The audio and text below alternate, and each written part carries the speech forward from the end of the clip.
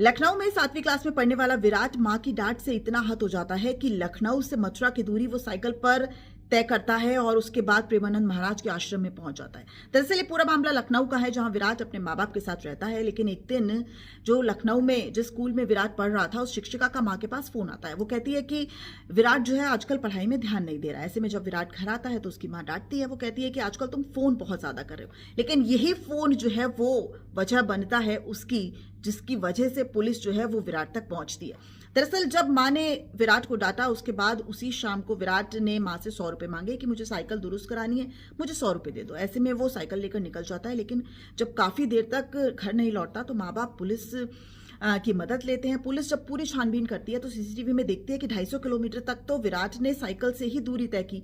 Agra express way पर सोचिए वो साइकिल दौड़ाता नजर आ रहा है। सुरक्षा व्यवस्था पर भी बड़े सवाल खड़ा करता नजर आ रहा है। लेकिन उसके बाद उसने एक ट्रक वाले से मदद मांगी। वो ट्रक में सवार हो गया और 2 दिन तक ट्रक वाला जो है वो कानपुर में ही रहा। उसके बाद उसे मथुरा जाना था तो 2 दिन तक विराट जो है वो ट्रक वाले के साथ ही रहता है और उसके बाद ट्रक वाला उसे मथुरा ड्रॉप कर देता है।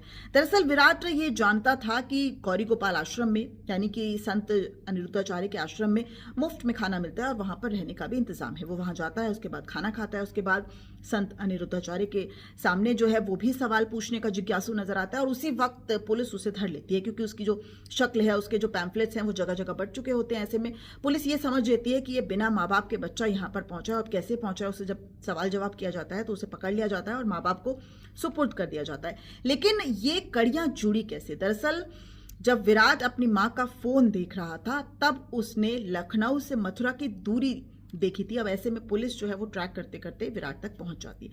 अब सोचिए ये प्रेमानंद महाराज को लेकर जिज्ञासा है या फिर सिर्फ माँ की डांट का इतना असर हुआ कि विराट जो महज 12 साल का है, जो 7वीं क्लास में पढ़ता है, वो अकेला लखनऊ से मथुरा पहुंच गया।